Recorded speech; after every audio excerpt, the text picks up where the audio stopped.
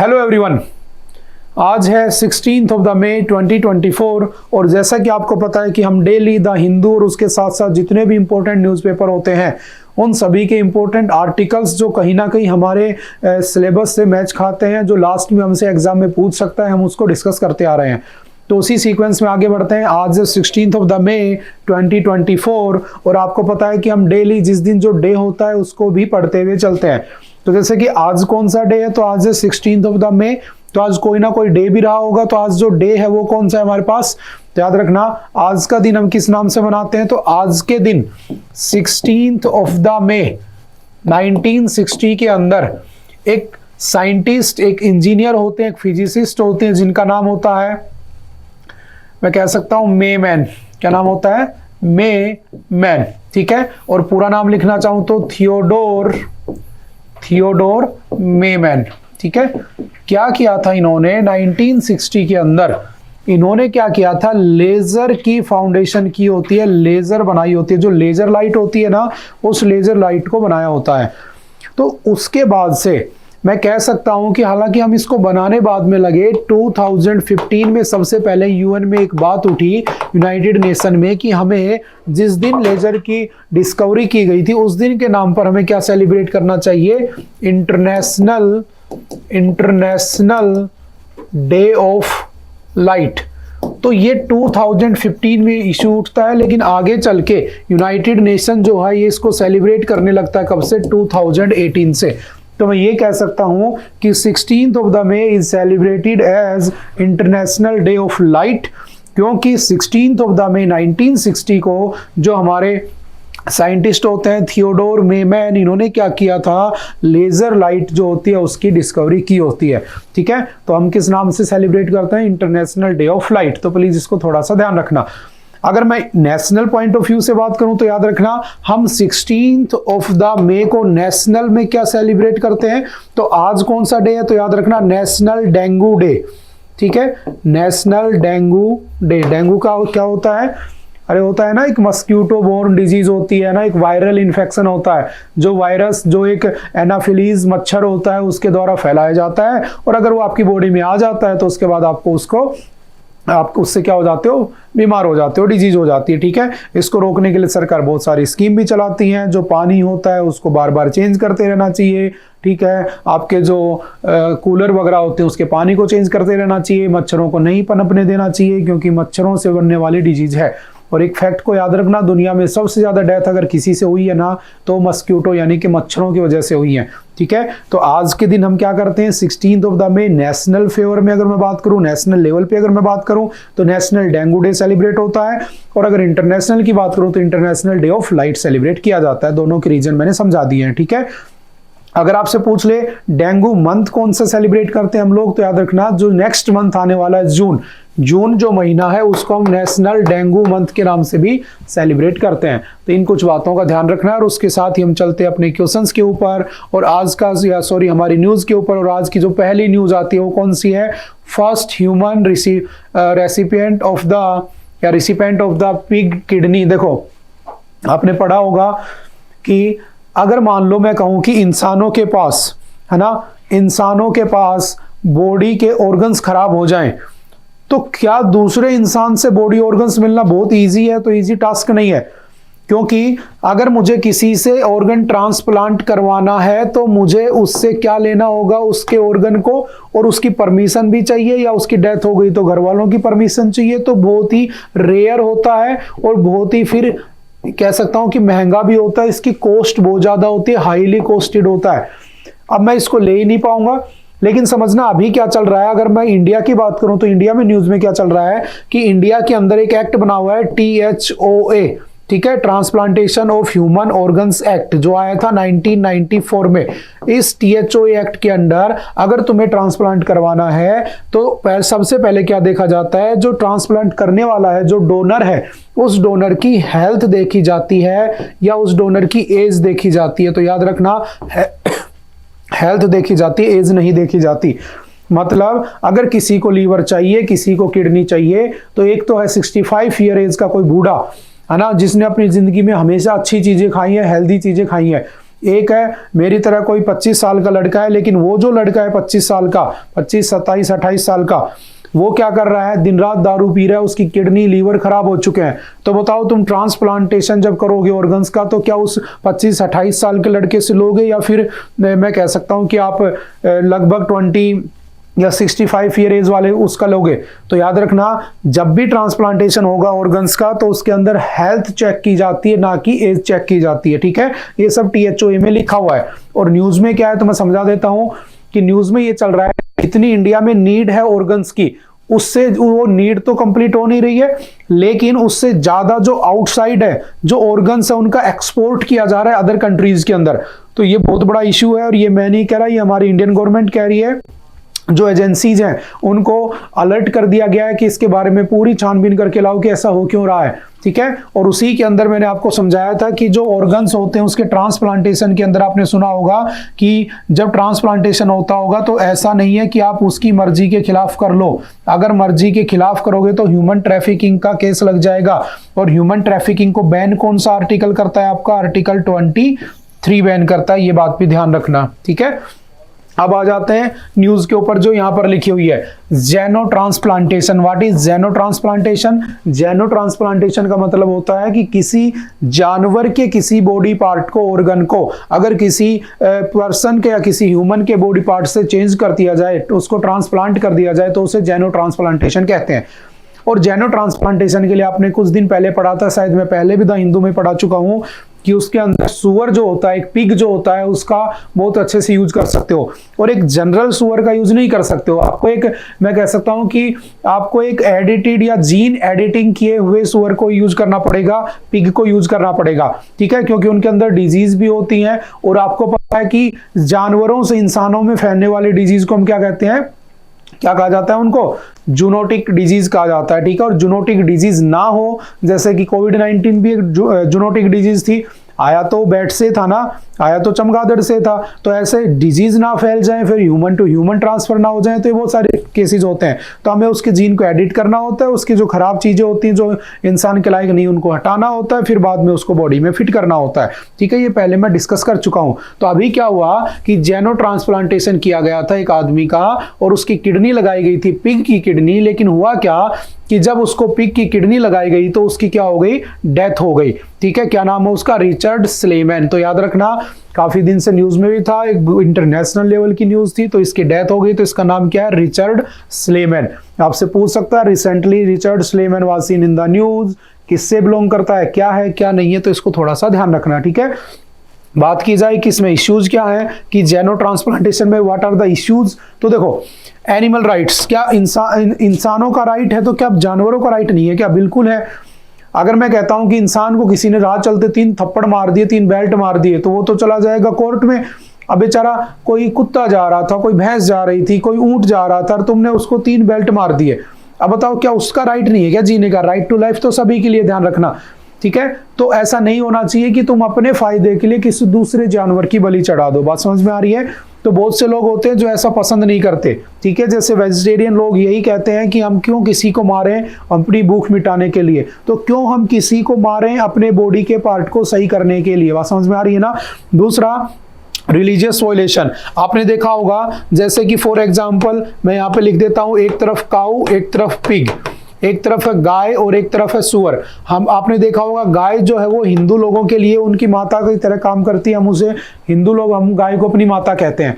ठीक है, और जो सुअर लोग होते हैं वो पिग को, जो होता है सुअर होता है, या सॉरी जो मुस्लिम लोग होते हैं, वो मुस्लिम लोग क्या करते हैं, जो सुअर होता है, जो पिग होता है, उसको क्या मानते हैं, अपना बहुत ही हराम मानते हैं, कि उसको छूना भी पाप है। और जब उसको छूना भी पाप मानते हैं, तो सोचो इसी के पीछे तो एक कहानी हो रखी है पूरी, आपको याद होगा, मंगल पांडे ने, जो ब्रिटिशर्स होते हैं, उनको गोली इसीलिए तो मारी थी क्योंकि रिलीजियस जो भावनाएं थी वो जुड़ी हुई थी, क्योंकि अंग्रेजों ने राइफल के अंदर इनफील्ड राइफल यूज करना शुरू किया था। याद करो वो वाली कहानी जो मॉडर्न हिस्ट्री में पढ़ी थी, 1857 के रिवोल्ट का मेन रीजन, जिसके अंदर उन्होंने काऊ और पिग के जो फैट होता है उसको कार्ट्रिज के रूप में यूज किया था। और उसके बाद जब वो पता चला मंगल पांडे को, तो उसने 2 लोगों को गोली मार दी, ह्यूजसन और बोक को। ठीक है, और जब गोली मार दी तो रिवोल्ट हो गई।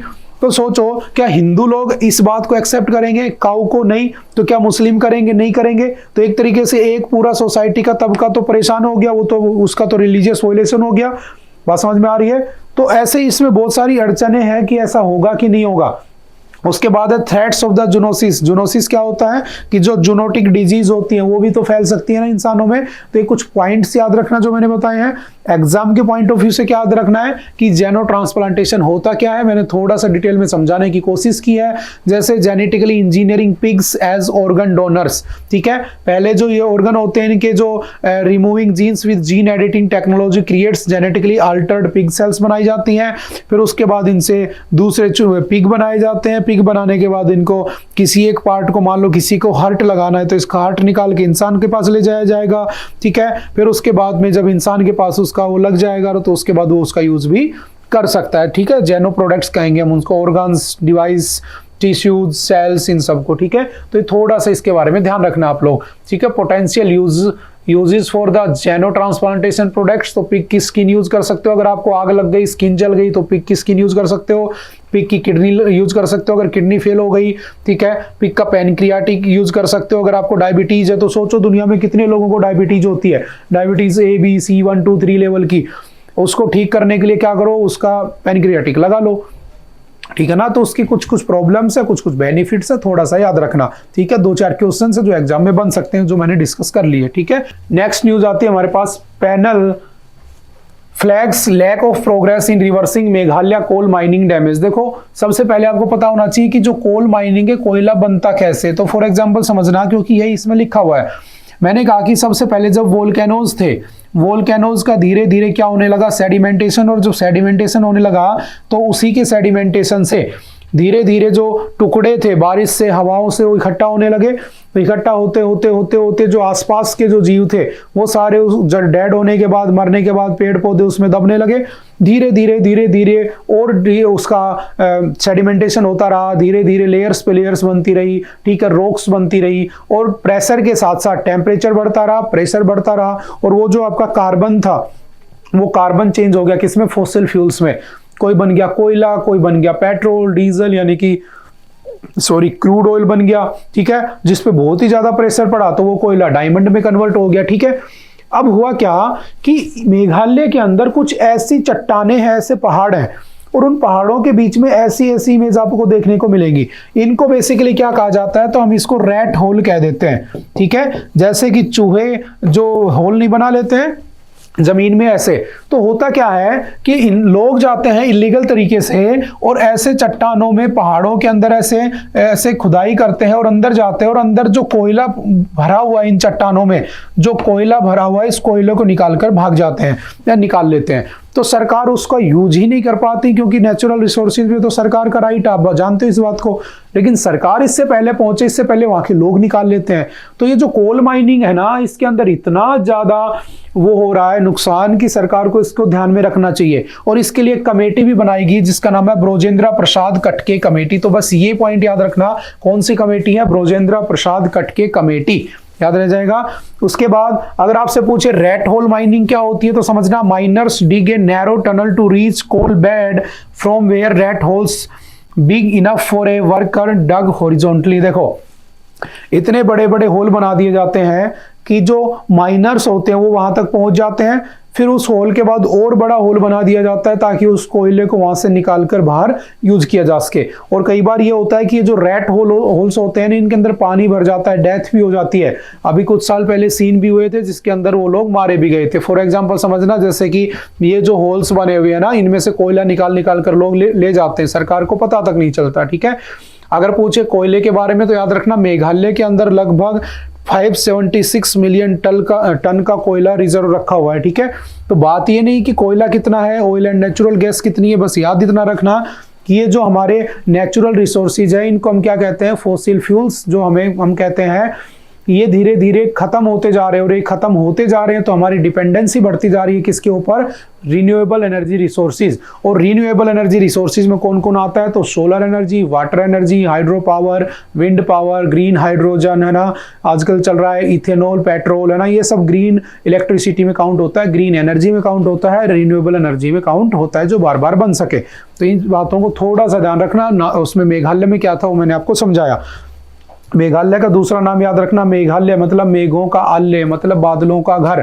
तो अगर आपसे गलती से पूछ ले सबसे ज्यादा बारिश दुनिया में कहाँ होती है, तो मेघालय में ही होती है, क्योंकि बादलों का घर है वो, ऐसे याद कर लेना। और कौन सी जगह पे होती है तो आप लोग मुझे कमेंट करके बताओगे, मैंने बहुत बार वो चीज बताई हुई है, उसका नाम क्या है, कौन सी जगह है। मैं थोड़ा सा हिंट दे देता हूं कि मेघालय के अंदर बेसिकली, मेघालय के अंदर 3 पहाड़ियां हैं, एक है गारो, एक है खासी, और एक का नाम क्या है? जयंती। ठीक है, यहाँ पे जयंतिया, खासी और गारो नाम की जो ट्राइब्स है वो भी रहती हैं। और इसके बीचों बीच वो जगह बनी हुई है जहाँ पे साल का कोई ऐसा दिन नहीं होता जहाँ बारिश ना होती हो, है ना। डेली 365 आउट ऑफ 365 डेज वहां पे बारिश होती है। ठीक है, घरों से लोग बाहर छतरी लेकर ही निकलते हैं, वरना तो जा ही नहीं सकते। उस जगह का नाम बताना है कि जो कि दुनिया की सबसे ज्यादा मोस्ट रेनी एरिया के नाम से जाना जाता है। ठीक है, उसके बाद चलते हैं next, an overview of the smart cities mission. देखो स्मार्ट सिटीज का मिशन आया था, ठीक है। सबसे पहले स्मार्ट सिटी का वर्ड कब यूज किया गया था? 2009 में। उसके बाद स्मार्ट सिटीज जो मिशन था वो स्टार्ट कब हुआ था? जून 2015 में। ठीक है, देखो जून 2015 में आया स्मार्ट सिटी। अगर मैं आपसे कहूं सबसे पहली स्मार्ट सिटी कौन सी थी, तो चलो आप लोग मुझे कमेंट करके बताओगे। और अगर मैं 100th स्मार्ट सिटी का नाम लिखूं तो वो कौन सी, वो मैं लिख देता हूं शिलोंग। ठीक है, शिलोंग जो कि मेघालय में है, अभी हमने मेघालय पढ़ा, उस मेघालय के अंदर जो शिलोंग है वो 100th यानी कि 100वीं स्मार्ट सिटी बनाने की बात की गई थी। तो क्या भारत में स्मार्ट सिटीज बनी क्या? देखो स्मार्ट सिटी होती क्या है, मैं इसमें नहीं जाऊंगा, बनी नहीं बनी आप सब जानते हो। स्मार्ट सिटी का मतलब ये होता है कि ऐसी जगह जहां पे लोग स्मार्ट तरीके से रहते हो। जैसे मान लो मुझे मेरा गैस सिलेंडर खत्म हो गया, अब मैं सिलेंडर उठाकर बाइक पे रखकर भटक रहा हूं कि कहां भरेगा, है ना। एक क्या हो रहा है कि गैस सिलेंडर जो है ना, उस गैस की पाइप मेरे घर तक आ रही है, और मेरे घर के बाहर जहां से मैंने कनेक्शन ले रखा है वहां मीटर लगा हुआ है। जितनी मैं घर में गैस यूज करता हूं उसका बिल आ जाता है मंथली, मैं बिल पे कर देता हूं और मैं गैस यूज करता रहता हूं 24/7। कभी भी मेरी गैस का कनेक्शन डिस्टर्ब हो ही नहीं सकता। तो ये स्मार्ट सिटी हो गई, है ना, कि तुम्हें हर चीज स्मार्ट तरीके से कर रहे हो। टेक्नोलॉजी स्मार्ट हो चुकी है, ठीक है, काम करना स्मार्ट हो चुका है, पानी पीना या पानी जो है उसका तरीका, उसका स्टोरेज करना, उसकी अवेलेबिलिटी होना, वो सब स्मार्ट हो चुका है। बात समझ में आ रही है? लोग स्मार्ट हो चुके हैं इवन, तो वो क्या होगी? Smart city. तो ऐसी 100 स्मार्ट सिटी बनाने का वादा किया गया था गवर्नमेंट द्वारा 2015 में। ठीक है, बनी नहीं बनी वो आप भी जानते हो, मैं भी जानता हूं, वो बाद की बातें, हम उस पर डिस्कस नहीं करेंगे। तो पहली कौन सी थी वो आप लोग मुझे कमेंट करके बताओगे। ठीक है, लास्ट कौन सी है मैंने लिख दिया, कौन सा? शिलोंग को बनाने की बात की गई थी, समझ गए। तो उसका ओवरव्यू दिया गया है कि क्या चल रहा है क्या नहीं चल रहा है। तो याद रखना अभी कोई भी ऐसा नहीं है जो स्मार्ट सिटी कहने लायक कंप्लीटली बना हो। बात समझ में आ रही है ना? जैसे आप जयपुर में रह रहे हो, जयपुर, ठीक है, आपका अजमेर, आपका गुरुग्राम, ये सब किस में काउंट की गई थी? स्मार्ट सिटीज में। लेकिन है कि नहीं है, ये अभी भी एक क्वेश्चन मार्क बना हुआ है इसके ऊपर। तो आप तो बस 2 चीजें याद रखना, what is smart city mission, कब स्टार्ट हुआ था, किसने स्टार्ट किया था। ठीक है, इन सब बातों को थोड़ा सा ध्यान रखना है। अगर मैं इसको और अच्छे से समझना चाहूं तो देखो स्मार्ट सिटी के लिए क्या होना चाहिए? Smart economy. आपकी इकोनॉमी बहुत स्मार्ट होनी चाहिए, सारे के सारे लोग आपकी इकोनॉमी में कंट्रीब्यूट करने वाले होने चाहिए, कोई टैक्स चोरी करने वाला नहीं होना चाहिए। स्मार्ट गवर्नेंस, सरकार बहुत स्मार्ट होनी चाहिए, किसी ने कोई क्राइम किया तुरंत उसको सजा दे दी, है ना। सरकार ऐसी होनी चाहिए, रेल जो आपके पुलिस स्टेशन है इतने स्मार्ट होने चाहिए कि क्राइम होते पनिशमेंट हो जाए, क्राइम होते पकड़ा जाए, तब तो मैं स्मार्ट मानूं। और तुम अंग्रेजों की जमाने की तरह कोई मर्डर करके भाग जाता है, कोई रेप करके भाग जाता है और तुम 10-10 साल तक पकड़ नहीं पाते हो, तुम काहे की स्मार्ट सिटी बना के बैठे हो। बात समझ में आ रही है? तो अगर स्मार्ट सिटी बनना है तो ये सारी चीजें होनी चाहिए। जैसे स्मार्ट एनवायरनमेंट, एनवायरनमेंट बहुत स्मार्ट होना चाहिए। स्मार्ट का मतलब क्या? अच्छा होना चाहिए, क्लीन एनवायरनमेंट होना चाहिए, हेल्दी एनवायरनमेंट होना चाहिए, रहने लायक एनवायरनमेंट होना चाहिए। स्मार्ट लिविंग, लोगों का जीना स्मार्ट होना चाहिए। स्मार्ट पीपल, लोग तुम्हारी तरह स्मार्ट होने चाहिए, है ना। उसके बाद स्मार्ट मोबिलिटी, है ना, कनेक्टिविटी बहुत अच्छी होनी चाहिए। स्मार्ट इकोनॉमी मैंने अभी डिस्कस कर लिया, ठीक है। तो बस कब आया था मिशन उसके बारे में थोड़ा सा ध्यान रखना। न्यूज में क्यों? आप जानते हो इलेक्शन चल रहा है। 46 years on the Sariska Tiger Reserve awaits transfer of over 60% land। देखो सबसे पहले टाइगर रिजर्व क्या होते हैं, ऐसी जगह जहां पे हम टाइगर्स को प्रोटेक्ट, प्रिजर्व, कंजर्व करते हैं, ठीक है, ताकि उनकी हंटिंग होने से बचाया जा सके, पोचिंग से बचाया जा सके, कि लोगों को पता रहे कि भाई टाइगर नाम का भी कोई था, ठीक है। तो भारत में टोटल कितने टाइगर रिजर्व हैं, पहली बात तो याद रखना, भारत में टोटल टाइगर रिजर्व कितने हो चुके हैं, 54, ठीक है। अगर आपसे पूछे ये कहां पे है टाइगर रिजर्व सरिस्का, तो याद रखना अरावली हिल्स में बना हुआ है, अलवर डिस्ट्रिक्ट में राजस्थान में। पहले ये वाइल्ड लाइफ रिजर्व था, 1950 में बना, बाद में इसको टाइगर रिजर्व बना दिया 1978 में। क्यों? क्योंकि प्रोजेक्ट आया था टाइगर प्रोजेक्ट या प्रोजेक्ट टाइगर, जिसमें टाइगर्स को बचाने की बात की गई थी, 1973 में स्टार्ट हुआ था, ठीक है। वाइल्ड लाइफ प्रोटेक्शन एक्ट के अंडर कौन कब आया था वाइल्ड लाइफ प्रोटेक्शन एक्ट, तो ये तो शायद आपको याद भी हो गया होगा, बहुत बार पढ़ा है, 1972 उसके अंडर ये चला और इसके अंडर इसको क्या बना दिया, टाइगर रिजर्व, ठीक है। अच्छा, अगर आपसे पूछे कि टाइगर रिजर्व कहाँ पे बना होगा, तो सीधी सी बात है फॉरेस्ट इलाके में बने होंगे, क्योंकि जो जंगली जीव है वो तो जंगल में रहना पसंद करेंगे, है ना, उसको घर में थोड़ी ना रखोगे, फिर तो उसके लिए तो जू हो गया वो, है ना। अब मैंने कहा कि एक बात बताओ कि तुम्हें कह दिया जाए कि तुम्हें 500 एकड़ जमीन दी जा रही है, ठीक है, और आपको 100 एकड़ जमीन देकर छोड़ दें और दे ही ना, और तुम मजबूरी है, तुम्हें उसी में रहना पड़ रहा है। तो सेम इनके साथ हो रहा था, जानवरों के साथ। इनको कह दिया था कि 100% तुम्हारे लिए जमीन अलॉट की गई है जिसमें सरिस्का टाइगर रिजर्व होगा, लेकिन 60% जो जमीन है ना वो पिछले 46 सालों से इनको मिली ही नहीं आज तक। तो एक बहुत बड़ा कंसर्न है कि इन लोगों के नेचुरल हैबिटेट को हम क्यों यूज कर रहे हैं, इन्हें क्यों नहीं दिया जा रहा है। बात समझ में आ रही है? जैसे फॉर एग्जांपल हमने इनको बना ही इसलिए रखा है कि इनको नेचुरल हैबिटेट मिले, ये रिप्रोडक्शन कर सके, अपनी पॉपुलेशन को बढ़ा सकें, क्योंकि हम लोगों ने इनका शिकार कर करके खत्म कर दिया।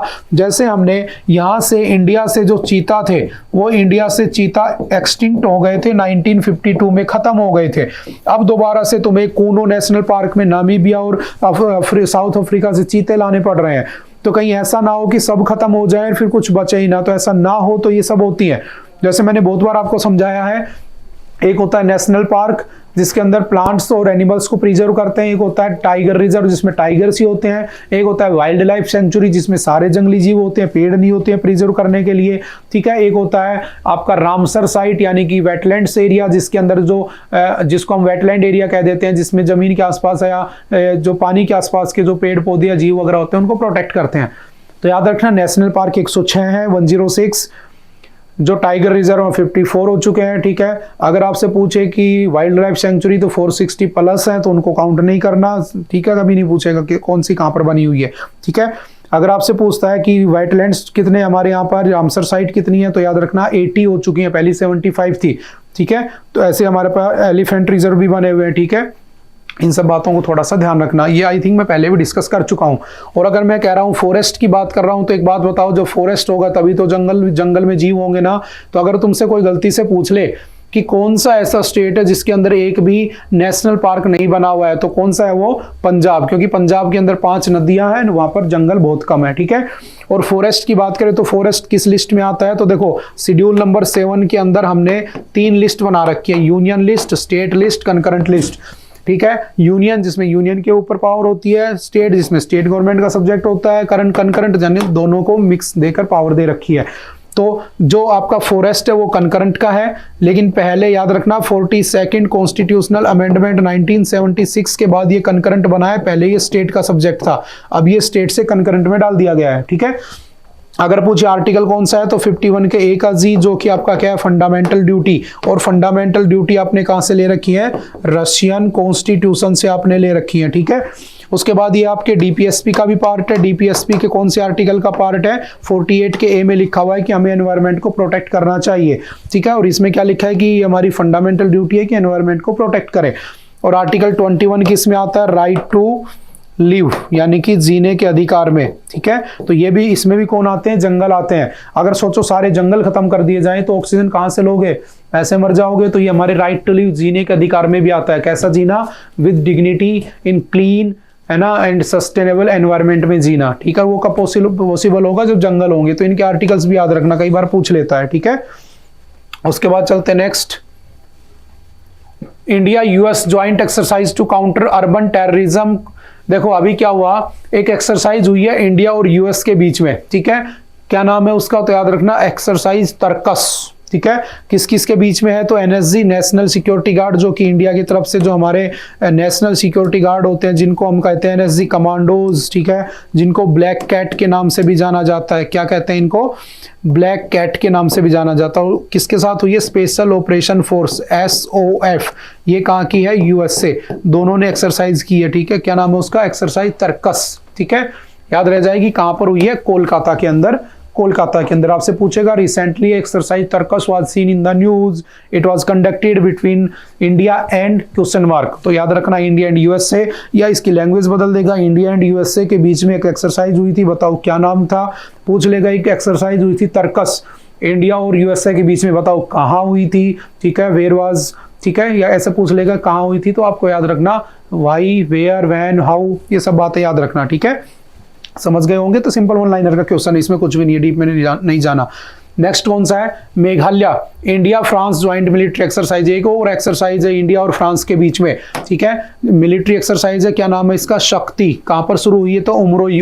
आपसे पूछे कितने दिन चलेगी? 14 डेज चलेगी। नेवी एयरफोर्स तीनों इसमें पार्टिसिपेट करती हैं, ठीक है, मिलिट्री भी है, नेवी भी है, एयरफोर्स भी, तीनों पार्टिसिपेट करती हैं। ज्वाइंट मिलिट्री एक्सरसाइज है, नाम है शक्ति, इंडिया और फ्रांस के बीच में स्टार्ट हो रही है, ठीक है, याद रह जाएगा। उसके बाद नेक्स्ट कौन सा है? Purkayastha's arrest under UAPA invalid says UPSC। देखो सॉरी सेज सुप्रीम कोर्ट, ये बहुत अच्छी न्यूज है, इसको ध्यान से समझना। हुआ क्या? मैंने कहा कि कोई ऐसा पर्सन है जिसके ऊपर एलिगेशंस है कि वो फॉरेन से फंडिंग लेता है और वो पर्सन क्या करता है? टेररिस्ट या टेररिज्म को बढ़ाता है। तो सरकार को जब ये बात पता चलेगी तो सरकार उस आदमी को अरेस्ट कर लेगी, और अरेस्ट करने के लिए उस पर 420, 302, 307 ये सब नहीं लगेगा, उस पर क्या लगेगा? UAPA। तो सबसे पहले ये समझना व्हाट इज UAPA, फिर हम चलेंगे किस पे लगा क्या नहीं लगा, सुप्रीम कोर्ट ने क्यों सही कहा क्यों गलत कहा, वो बाद की बातें हैं। UAPA क्या होता है? तो अनलॉफुल एक्टिविटीज प्रिवेंशन एक्ट। क्या नाम है इसका? अनलॉफुल एक्टिविटीज प्रिवेंशन एक्ट, ठीक है। ये कब आया था? कब इनेक्ट हुआ था? 1967। इसमें पहले ये था कि किसी ऑर्गेनाइजेशन को क्या कर सकते थे? ब्लॉक कर सकते थे, कैंसिल कर सकते थे उसको रिकॉग्निशन।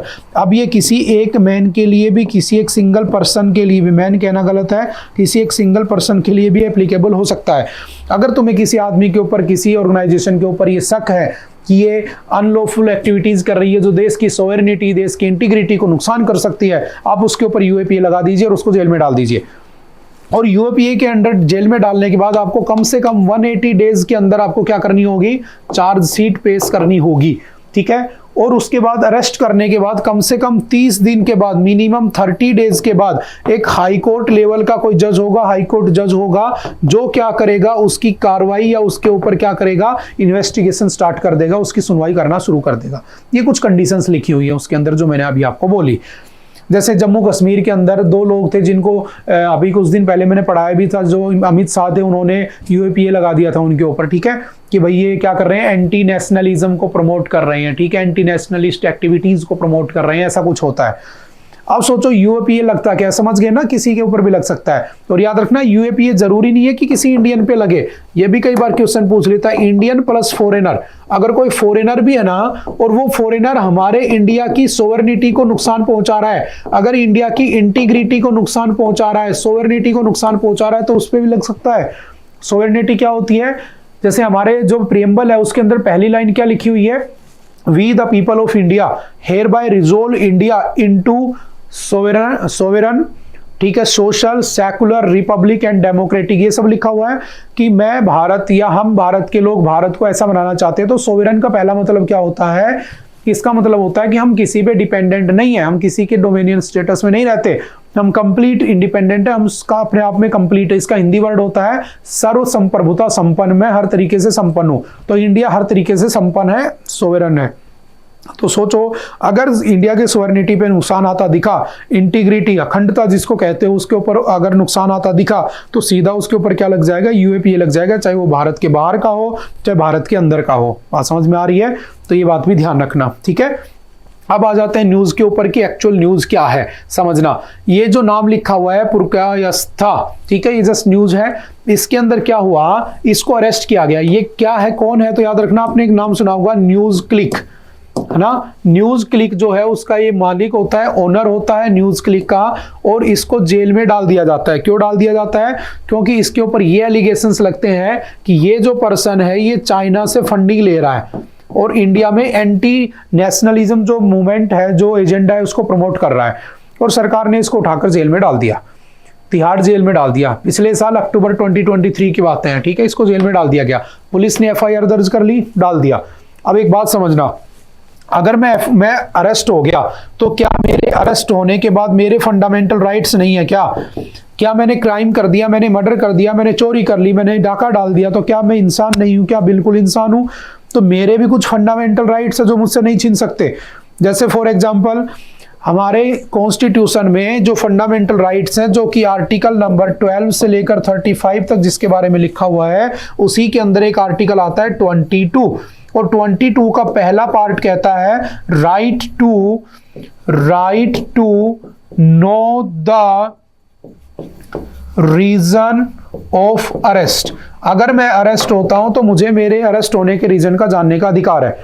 सोचो कि मैंने कोई नॉन बिलेबल ऑफेंस किया है और मुझे उठा ले गए, मुझे जेल में डाल दिया, ठीक है, लेकिन मुझे एटलीस्ट बताओ मेरा क्राइम क्या है। It is my fundamental right.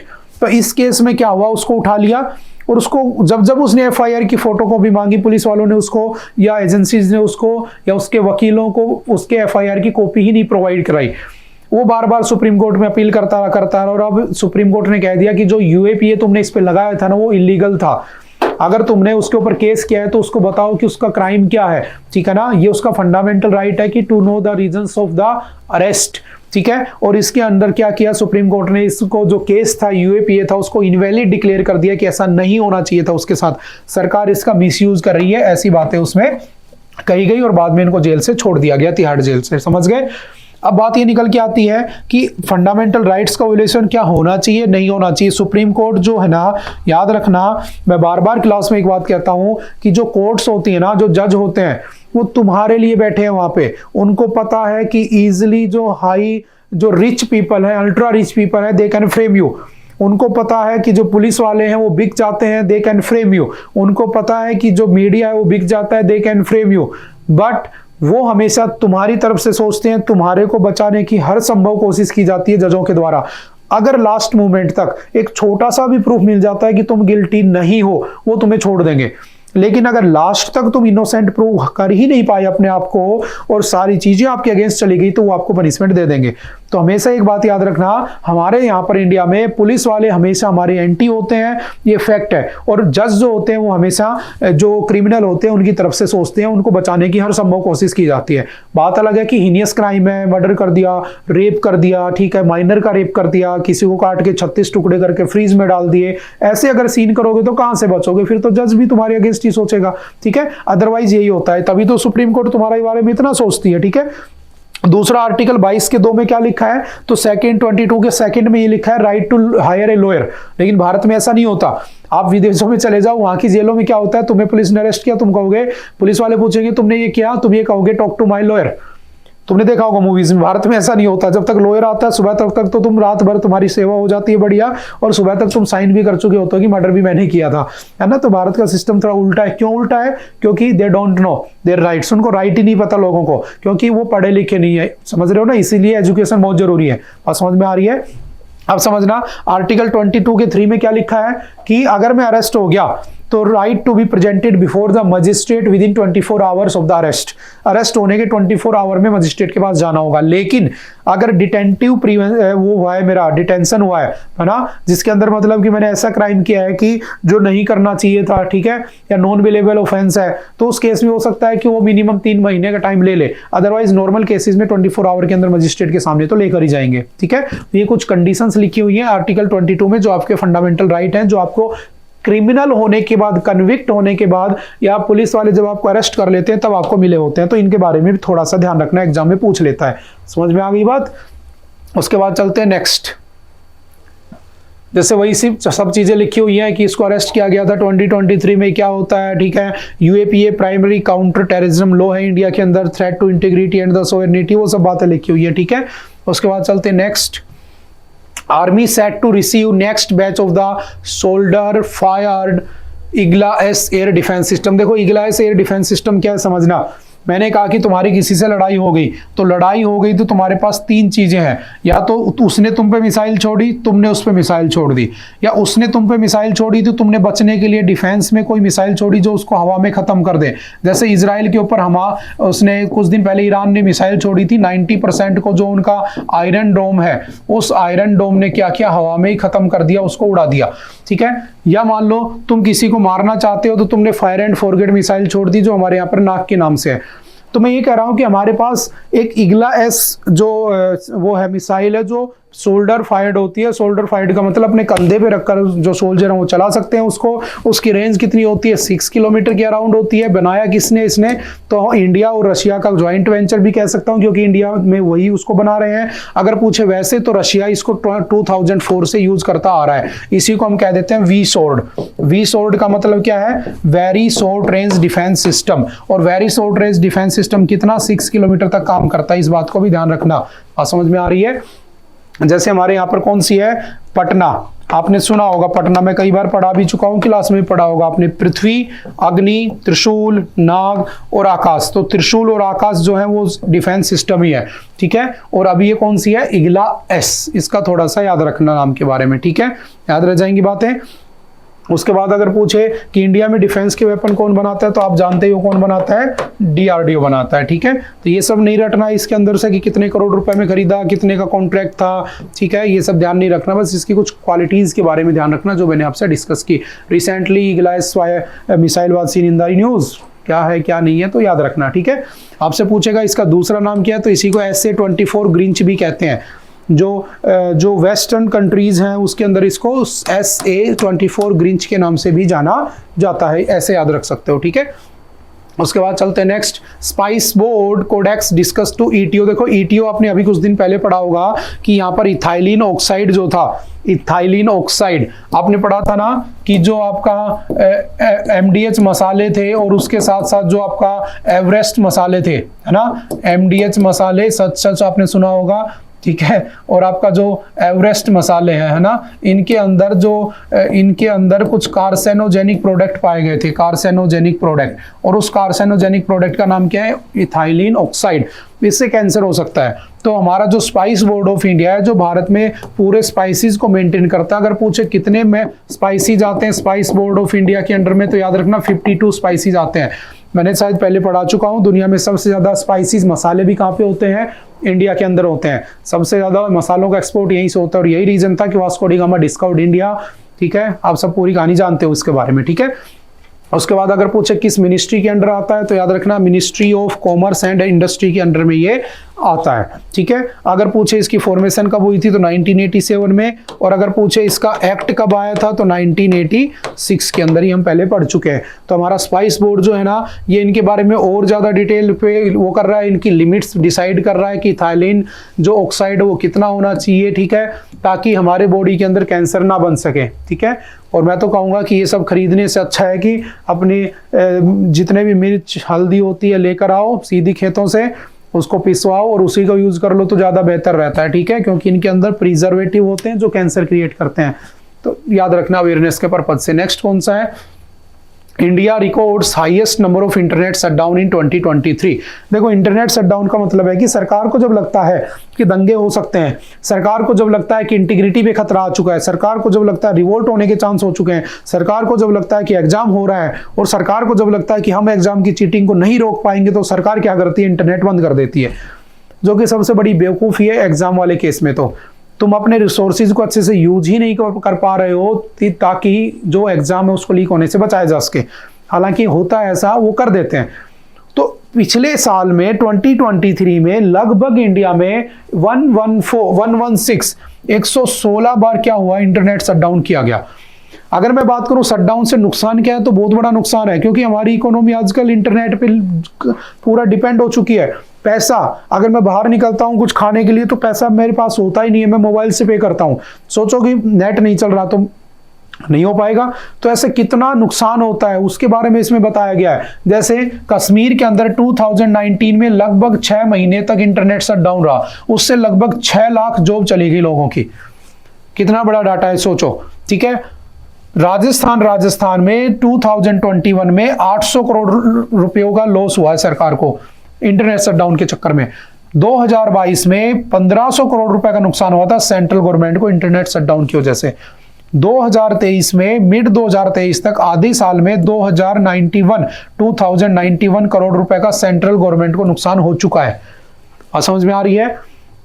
जैसे वोलेंस होने वाले हो, एग्जाम होने वाले, तो उस केस में लग जाता है। अच्छा, क्यों करती है इंटरनेट शटडाउन जो हमारी जो सरकारें हैं? तो याद रखना किस बात के लिए की जाती है, ताकि जो curbing hate speech and fake news, जो फेक न्यूज होती है उसको बचाया जा सके, और हेट स्पीच को, जैसे मान लो कई दंगे हो गए, जैसे मणिपुर के अंदर देखा होगा, मणिपुर के अंदर वो सब दंगे चले, जब दंगे चले तो उसके अंदर इंटरनेट बंद कर दिया। जैसे इंटरनेट खुला तो 2 महीने पहले की न्यूज आ रही थी, और 2 महीने की पहले की न्यूज ये थी कि वहां पर दो महिलाओं को नेक्ड वहां पर वॉक करवाई गई पूरी उसके अंदर, रैली के अंदर।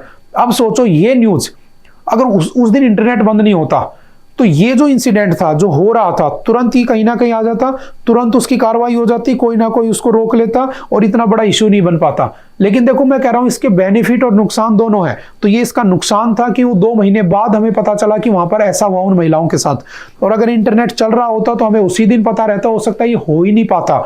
और समझ में आ रही है ना? तो ये सरकार इसलिए यूज करती है और ये सब होता है। अगर पूछे कौन कर सकता है, तो मजिस्ट्रेट के पास ये पावर होती है। सीआरपीसी है ना, क्रिमिनल प्रोसीजर कोड है ना, सीआरपीसी कब आया था? 1973। इनेक्ट कब हुआ था? 1974। इसके सेक्शन 144 में उसके पास मजिस्ट्रेट की पावर होती है, पावर होती है को इंटरनेट को शट डाउन कर दे।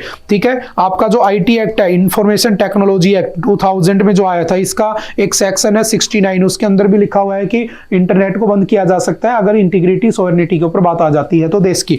ठीक है, आर्टिकल 19(1) अगर पूछे फंडामेंटल राइट कौन सा है आपका, तो याद रखना राइट टू यूज इंटरनेट। आपको इंटरनेट यूज करने से कोई नहीं रोक सकता। तो आपका राइट टू इंटरनेट कौन से यूज इंटरनेट कौन से आर्टिकल में आता है? 19 के फर्स्ट में। ठीक है, जो क्या कहता है?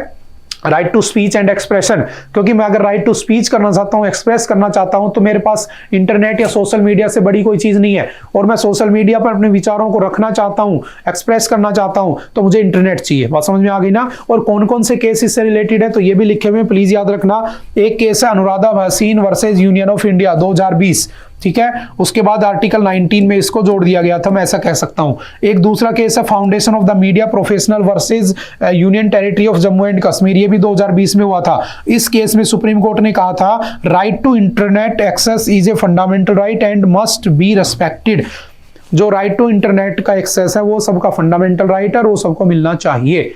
बात समझ में आ रही है? लेकिन याद रखना इन सब की जो फ्रीडम्स है उनकी कंडीशंस भी मैंने बता रखी है। 3 कंडीशन होती हैं। लॉ एंड ऑर्डर मेंटेन होना चाहिए, आपको इंटरनेट करने का यूज करने का राइट तो है, लेकिन ये नहीं है कि तुम कुछ भी कर रहे हो इंटरनेट पे, कुछ भी किसी को गालियां दिए जा रहे हो। ठीक है, आपको लॉ एंड ऑर्डर भी मेंटेन रखना है। पता चले पुलिस वालों को गालियां दिए जा रहे हो, एडीजी को, है ना, इन सबको, तो ऐसा नहीं चलेगा। ठीक है, मोरालिटी, आपको मोरालिटी मेंटेन रखनी पड़ेगी, आपको हेल्थ का इश्यूज का ध्यान रखना पड़ेगा। ठीक है, 3 कंडीशंस को मेंटेन रखो और आपको ये राइट मिल जाता है। ठीक है, कुछ बातें याद रखना। अगर पूछे और कौन से एक्ट में आता है, तो हमारा यहाँ पर 8085 में एक एक्ट आया था, इंडियन टेलीग्राफ एक्ट। ठीक है, उसके सेक्शन 5 के 2 में भी ये बातें लिखी हुई हैं, और आई थिंक ये तो हमें अप्रैल के एंड आउट में भी पढ़ चुके हैं ये वाली बात। ठीक है, जहां तक मुझे याद है। उसके बाद चलते नेक्स्ट, लूनार रेलवे सिस्टम। देखो अभी क्या हुआ, नासा, आप जानते हो नासा है ना, नासा वाले लोग बड़े खतरनाक होते हैं, आप ये बात भी जानते हो। ठीक है, देखो नासा कब बना था? 1958। ठीक है, नासा जो है, इस नासा ने अभी एक प्रोजेक्ट बताया कि वो क्या कर रहे हैं, मून के ऊपर, चांद के ऊपर जाकर क्या बनाएंगे? Railway station. सोचो हमारे यहाँ पर आजादी के बाद इतने साल हो गए, हम सिक्किम में कभी रेल नहीं चला पाए। अभी लास्ट ईयर कुछ हमने कोशिशें की, हम लगभग 70-75 साल तक सिक्किम में ट्रेन नहीं चला पाए, और नासा कह रहा है कि हम चांद पे ट्रेन चलाएंगे, और ट्रेन ही नहीं चलाएंगे, रेलवे स्टेशन भी बनाएंगे, ताकि वहां पर चीजों को इजिली इधर से उधर भेजा जा सके। क्योंकि ट्रेन तो यही करेगी, ट्रेन वहां पर मजे लेने के लिए थोड़ी है कि बैठ के घूम लिए, ट्रांसपोर्टेशन का ही काम करेगी। ठीक है, तो वहां पर कुछ ऐसा किया जा रहा है जो नासा कह रहा है कि हम वहां पर ट्रेन चला देंगे। ठीक है, अब चला देंगे नहीं चला देंगे वो बाद की बातें हैं, हमें इस बात से इतना कुछ कह नहीं सकते। लेकिन हाँ, मैं ये कह सकता हूं कि कुछ ऐसी इमेज नासा ने रिलीज की है कि मान लो ये तो धरती दिख रही होगी वहां से, जैसे यहां से चांद दिखता है, धरती बड़ी है तो ज्यादा बड़ी दिखती होगी, बस इतना सा लॉजिक है। तो यहां से ये धरती दिख रही है, ये तुम्हारा चांद है जिसपे तुम बैठे हो। ठीक है, और यहाँ पर जैसे कि मान लो बिल्डिंग्स बनाई जा रही हैं, रेलवे पटरियां बिछाई जा रही हैं, तो सोचो कितना अच्छा काम होगा। ठीक है, ये देखो जो ह्यूमंस है वो बढ़िया सूट वूट लगा के यहाँ पे काम कर रहे हैं, ठीक है। रोबोट्स हैं, किस तरीके से बनाई जाएगी, ट्रैक बनाए जाएंगे, रोबोट यूज किए जाएंगे, ठीक है, और ये सब होगा। अब यहाँ पे ट्रक कैसे जाएंगे, चलेंगे कैसे, वो बाद की बातें हैं। बात समझ में आ रही है ना। बस याद रखना, तुम्हें क्या याद रखना है, तुम्हें ये याद रखना है कि चांद पर जाने वाले कितनी कंट्रीज हैं, how many countries landed on the moon softly. तो कितनी कंट्रीज है, तो देखो सबसे पहले सोवियत यूनियन 1966, फिर यूएसए 1966 में, फिर चाइना 2013, फिर इंडिया 2023 सॉफ्ट लैंड कर गया था ना लास्ट ईयर। कौन सा मिशन था बताओ, हमें इंडिया से मतलब है चंद्रयान 3। उससे पहले 2019 में कौन सा गया था, चंद्रयान 2। और जहां चंद्रयान 3 लैंड किया था उस जगह का नाम क्या रखा था मोदी जी ने, या सरकार ने क्या नाम दिया था, शिव शक्ति पॉइंट। क्या नाम दिया था, शिव शक्ति पॉइंट। और लास्ट ईयर तो आपके एग्जाम में पूरा पैसेज ही था यहाँ से, है ना। और जहां पर चंद्रयान 2 लैंड किया था उसको क्या नाम दिया गया था, तो उसको नाम दिया गया था तिरंगा पॉइंट, ठीक है। अच्छा, जिस दिन ये लैंड हुआ था चंद्रयान 3 23 ऑफ द अगस्त, उस 23 ऑफ अगस्त को हर साल क्या बनाया जाएगा, तो नेशनल स्पेस डे बनाया जाएगा। क्या बनाया जाएगा, नेशनल स्पेस डे, ऐसा भी अनाउंस कर दिया गया था, ठीक है। फिर कौन गया, जापान, ठीक है। उसके बाद अपोलो 11, इसको याद रखना, अपोलो 11 क्या था, पहली बार धरती से इंसानों को चांद पर भेजा गया था। याद रखना, धरती से स्पेस में जाने वाला कौन था, अर्थ टू स्पेस, तो यूरी गागरियन, ठीक है। अगर पूछे अर्थ से मून पर सॉफ्टली लैंड करने वाले कौन थे, तो 3 आदमी थे। सबसे पहले कौन उतरा था, नील आर्मस्ट्रॉन्ग, इसलिए हम याद रखें चांद पर जाने वाला पहला पर्सन कौन था, नील आर्मस्ट्रॉन्ग। दूसरा कौन था, माइकल कॉलिंस, और उसके साथ कौन था, एडविन एल्ड्रिन, ठीक है। अगर पूछे मिशन का नाम, तो अपोलो 11 नाम था। कब पहुंचा, तो 20 ऑफ द जुलाई 1969। और 20 जुलाई को क्या बनाते हैं, तो याद रखना इंटरनेशनल मून डे भी बनाते हैं, इंटरनेशनल मून डे के नाम से भी सेलिब्रेट करते हैं, ठीक है। उसके बाद मैंने कहा कौन कौन गए थे, 3 लोग गए थे। देखो जाने में इनको लगे थे 3 दिन 3 घंटे 49 मिनट 49 मिनट, आने में वापस इनको लगे थे 2 days 22 hours 56 मिनट। और चंद्रयान 3 को कितना टाइम लगा था, 14 ऑफ द जुलाई को चला था ये, 23 अगस्त को पहुंचा था। इतना टाइम कैसे ले लिया इसने, क्योंकि ये सोलर पावर्ड था, ध्यान रखना। जैसे उसका रशिया का था कौन सा, लूना 25, लेकिन लूना 25 पहुंच ही नहीं पाया। हालांकि वो हमसे जल्दी पहुंच गया था, 10 ही दिन में पहुंच गया था, क्योंकि वो न्यूक्लियर पावर्ड था, ध्यान रखना, ठीक है। तो अंतर होता है, ग्रेविटी भी अपना इफेक्ट दिखाती है। तो हम ग्रेविटी से बचते बचते धीरे धीरे घूम घूम के पहले धरती के चक्कर लगाए कुछ दिन, फिर थोड़ा चले, फिर कुछ दिन मून के चक्कर लगाए, फिर लैंड किए, ठीक है। ये चंद्रयान 3 में मैं पढ़ा चुका हूं पहले हम। और लूना 25 क्या था, सीधा का सीधा गया, सीधा यहां से निकला, सीधा वहां पहुंचा, लेकिन लैंड नहीं कर पाया, वो बाद की बातें हैं। और साउथ पोल के ऊपर लैंड करने वाला सबसे पहला कंट्री कौन सा बन गया, इंडिया बन गया। और वैसे कौन से नंबर पे पहुंचा, तो चौथे नंबर पे जाने वाला भी कौन बन गया, इंडिया बन गया। तो ये क्वेश्चन पूछ लेता है, इंडिया का कौन सा नंबर है, साउथ पोल पे पहला है, ओवरऑल फोर्थ नंबर पे। ये चीजें याद रखना, डाटा को थोड़ा सा याद रखना, ठीक है। अगर मैं कहूं स्पेस में जाने वाला फर्स्ट इंडियन कौन था, तो आपने एक नाम सुना होगा, कल्पना चावला।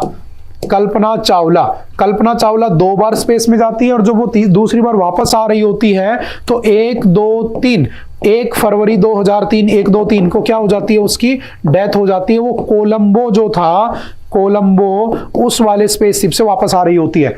और आपने सुना होगा पहला आदमी कौन था जाने वाला, तो उसका नाम भी आप शायद जानते होंगे, राकेश शर्मा। और राकेश शर्मा कब जाता है स्पेस के अंदर, तो याद रखना 1984। और वो किस मिशन में गया था, सोयूज T11 स्पेसशिप में जाता है, ठीक है। ये किसकी थी, यूएसएसआर की, क्योंकि उस समय रशिया का डिसइंटीग्रेशन नहीं हुआ था, यूएसएसआर का डिसइंटीग्रेशन नहीं हुआ था, रशिया और ये नहीं बने थे, ठीक है। ये किससे गई थी कल्पना चावला, तो ये याद रखना यूएसए, और यानी कि नासा के थ्रू भेजी जाती है, ठीक है। और ये यूएसएसआर के थ्रू भेजा जाता है। ये जब पहुंचा था तो तुमने सुना होगा इंदिरा गांधी की एक स्पीच के ऊपर से भारत कैसा दिखता है, तब इसने कहा था सारे जहां से अच्छा, सारे दुनिया से सुंदर दिखता है हमारा हिंदुस्तान, ठीक है। तो ये वाली स्पीच भी आपने यूट्यूब वगैरह पे देखी होंगी, ठीक है। तो ये कुछ फैक्चुअल पॉइंट याद रखना जो अभी हमने डिस्कस किए हैं, ठीक है। और समझ में आ रही है। और जितने भी मिशन भेजे जाते हैं इंडिया की तरफ से कौन भेजता है, इसरो भेजता है, Indian space research organisation. ISRO was founded as INCOSPAR, Indian national committee for space research, in 1962, and after few years INCOSPAR was renamed and changed into ISRO, Indian Space Research Organization, on 15th of August 1969, ठीक है। After that हम इसको क्या कहते हैं, इसरो कहते हैं। The first chairman of the ISRO was Vikram Sarabhai, and Vikram Sarabhai is also known as the founding father of Indian space. अगर पूछे at present who is the chairman of ISRO, तो याद रखना कौन है, S Somnath is the chairman of ISRO या डायरेक्टर ऑफ इसरो। ठीक है, ये कुछ पॉइंट याद रखना है। Headquarter of the ISRO is situated at, कहां पर बना हुआ है, तो बेंगलोर। और क्या नाम है उसका, तो उसका नाम है UR राव सैटेलाइट सेंटर, क्योंकि UR Rao was the first person who discovered, who invented the first satellite of India, that is Aryabhata. तो हम उनको क्या कहते हैं, He is also known as the satellite man of India। ठीक है, उन्हीं के नाम पर जो आईजैक था पहले, information sharing and analysis centre Bangalore, उसका नाम चेंज कर दिया गया 2018 में, and it was renamed from Isaac to UR Rao satellite centre. ठीक है, ये कुछ बेसिक पॉइंट इसरो के ध्यान रखना। ठीक है, अब ये चांद पे बना पाता है, नहीं बना पाता है, कभी हम भी घूम पाएंगे, नहीं घूम पाएंगे, बाद की बातें हैं। आई थिंक आज इतनी ही न्यूज़ थी, आप लोगों को बातें समझ में आई होंगी। अगर बातें समझ में आई होंगी तो आपसे जो क्वेश्चंस पूछे जाते हैं उनके आप आंसर कर सकते हो। उसके बाद भी कोई इश्यू होता है तो आप ऑफिस में आकर मिल सकते हो। Okay, thank you, bye bye.